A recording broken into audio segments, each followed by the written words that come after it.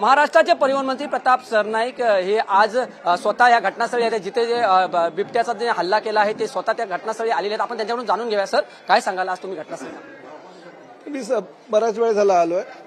फॉरेस्टचे अधिकारी मी फोन केल्यानंतर या ठिकाणी आलेत। आता त्यांचं रेस्क्यू ऑपरेशन चालू आहे। आम्ही लोकांना आवाहन करतोय की त्या फॉरेस्टच्या लोकांना सहकार्य करा आणि बिबट्याला जेरबंद कसा लवकरात लवकर करता येईल यासाठी प्रयत्न त्यांनी करायला हवा। परंतु मी आमच्या महापालिकेच्या फायर ब्रिगेडच्या कर्मचाऱ्यांचं अधिकाऱ्यांचं अभिनंदन करेल, कौतुक करेल। इकडे स्थानिक जनतेने सुद्धा त्यांना खूप सहकार्य केलं, कारण 8 वाजल्यापासून तो बिबट्या ह्या परिसरामध्ये फिरत होता आणि ही तर पूर्ण नागरी वस्ती आहे। म्हणजे या ठिकाणी तुम्ही बघताय की एक गाडी आली की दुसरी गाडी जाणं मुश्किल आहे। अशा वस्तीमध्ये जर बिबटे यायला लागले तर खरंच शहराच्या दृष्टिकोनातून अतिशय ते घातक आहे। आज मीरा भाईंदरला आलंय, उद्या मुंबईला जाईल, परवा ठाण्याला येईल। म्हणजे प्रत्येक ठिकाणी जर हे बिबटे असे येत गेले आणि प्रामुख्याने एक एक आला तर ठीक आहे, पण जर मोठ्या संख्येनं 5-5, 10-10 जर आले तर अतिशय वाईट परिस्थिती ह्या नागरी वस्तीची होईल। आणि प्रामुख्यानं खरं तर इकडनं नॅशनल पार्क आहे ते 7-8 किलोमीटर अंतरावर आहे। एवढ्या लांब बिबट्या चालत कसा आला हे सुद्धा आता म्हणजे शोध मोहीम ह्यासाठी सुद्धा घ्यावी लागेल। प्रामुख्याने मी वन खात्याच्या अधिकाऱ्यांना एवढंच सांगू इच्छितो की वन खात्याच्या अधिकाऱ्यांनी काही नागरी वस्तींमध्ये सीसीटीव्ही कॅमेरे आम्ही बसवलेले आहेत। आमच्या पोलिसांचं सहकार्य घेऊन त्याचा जर कंट्रोल रूम त्यांच्याकडे घेतला तर लवकरात लवकर वन खात्याच्या अधिकाऱ्यांनी ह्या ठिकाणी पोहोचेल। कारण इकडनं बोरिवली नॅशनल पार्क अर्ध्या तासावर आहे, येऊरचं फॉरेस्टचं कार्यालय ते सुद्धा अर्ध्या-पाऊण तासाच्या अंतरावर आहे। त्यामुळे कुठलीही टीम ह्या ठिकाणी लवकर येऊ शकते। बघा, आता जर जेरबंद त्याला केला नसता तो असाच मानवी वस्तीमध्ये फिरत असला तर आता 4 ते 5 लोकांना त्यांनी जखमी केलेलं आहे। एका मुलीला तर फार भयंकर जखमी केलेलं आहे। त्यामुळे लवकरात लवकर जर ही टीम पोहोचू शकली तर नागरी वस्तींवर होणारे हल्ले थांबतील।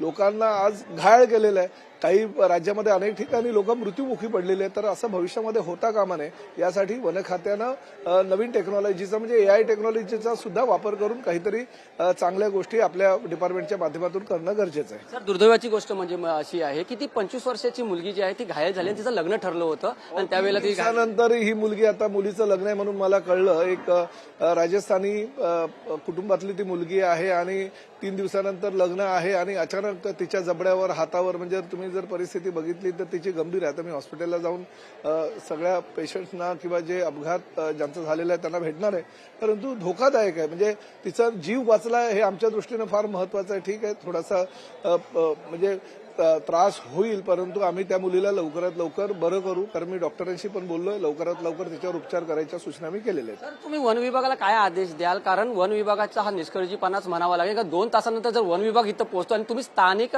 इथले आमदार आहात आणि तुम्ही मंत्री असताना सुद्धा तुम्ही घटनास्थळी लवकर पोहोचलात, परंतु वन विभाग पोहोचला नाही, वन विभागाला 2 तास लागले, काय यामागचं कारण आहे? नाही, हेच तर आहे ना, का शेवटी आम्ही लोकप्रतिनिधी आहे, लोकांमधून निवडून गेलेलो आहोत, त्यामुळे आमचं ते कर्तव्य आहे।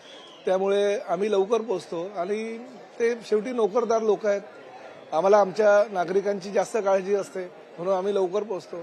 त्यांना कदाचित असं वाटत असेल की आरामात गेलं तरी चालेल, परंतु मला असं वाटतं की तशी काही परिस्थिती होणार नाही भविष्यामध्ये आणि ह्या घटनेचा विचार करून वन खात्याच्या माध्यमातून लवकरात लवकर चांगल्या उपाययोजना करता येईल। काय नेमक्या उपाययोजना यासाठी करणार आहात?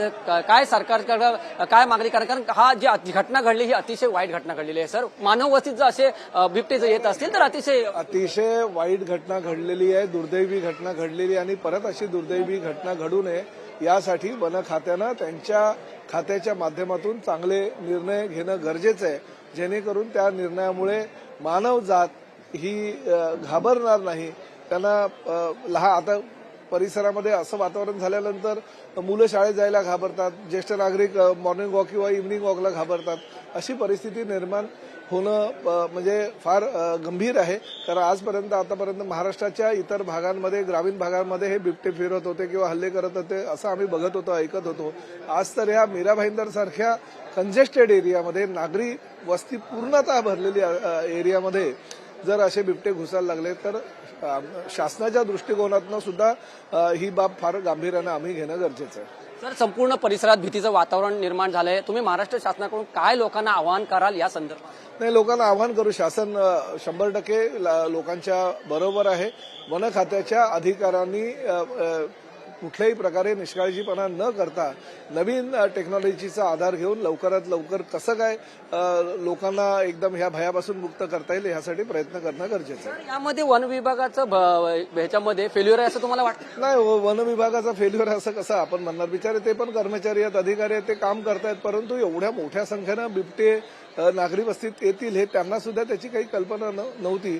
परंतु नवीन टेक्नॉलॉजीचा आधार घेऊन त्यांनी ह्या गोष्टी करणं मात्र गरजेचं आहे असं मला वाटतं. याच्यामुळे काही अधिकाऱ्यांवरती कारवाई करण्याची गरज आहे असं तुम्हाला वाटतंय? आधी मला असं वाटतं जो बिबट्या आहे त्याला पकडून जेरबंद करून आधी जंगलात सोडणं गरजेचं आहे. कारवाई करावी न करावी हा नंतरचा गोष्ट आहे, परंतु वन खात्याचे अधिकारी सुद्धा आपला जीव मुठीमध्ये धरून ह्या सगळ्या लोकांना सहकार्य करत असतात. त्यामुळे आधी वन खात्याच्या लोकांना त्यांचं काम करू देणं गरजेचं आहे. शेवटचा प्रश्न आहे, सुधीर भाऊ असताना बिबट्यांचा बंदोबस्त करण्यात आला होता, मात्र आता वनमंत्री गणेश नाईक झाल्यानंतर बिबट्यांचा मोठ्या प्रमाणात वावर जो आहे तो वाढलेला आहे. या संदर्भात सर काय सांगाल? नागपूर अधिवेशनामध्ये वनमंत्री गणेश नाईक यांनी सुद्धा चांगल्या काही सूचना केल्यात आणि त्याच्या सूचनांची अंमलबजावणी केली जाईल असं सांगितलं. त्यामुळे मला नाही वाटत की म्हणजे सुधीर भाऊ आणि गणेश नाईक साहेबांच्या ह्या कामाच्या पद्धतीमध्ये काही वेगळ्या. शेवटी मंत्र्यांची काही जे अधिकार असतात ते काही म्हणजे थोडेसे ह्या मंत्र्यांनी चांगलं काम केलं त्या मंत्र्यांनी काम केलं असं म्हणून चालणार नाही. प्रत्येक मंत्री हा चांगलं काम करत असतो आणि गणेश नाईक साहेब जो काही निर्णय घेत आहेत किंवा जो काही ह्या बिबट्यांच्या बाबतीत नागरी वस्ती शिरू नये यासाठी जे प्रयत्न करतायत ते प्रयत्न त्यांना यश मिळो एवढंच आम्ही म्हणू शकतो त्यांचे सहकारी म्हणून. धन्यवाद सर. टीव्ही 9 बोलल्याबद्दल. हे होते परिवहन मंत्री प्रताप सरनाईक. त्यांना जे प्रश्न विचारले त्यांनी सडीवर उतरलेलं. मात्र बिबट्यांचा बंदोबस्त करण्याची गरज आहे. जर मानवी वस्तीत जर बिबट्याशी घुसत असेल तर ही गांभीर्याची गोष्ट आहे असं सुद्धा प्रताप सरनाईक यांनी सांगितलं. व्हिडिओ जर्नलिस्ट संतोषसह मी वैभव घाग, टीव्ही 9 मराठी, मीरा भाईंदर.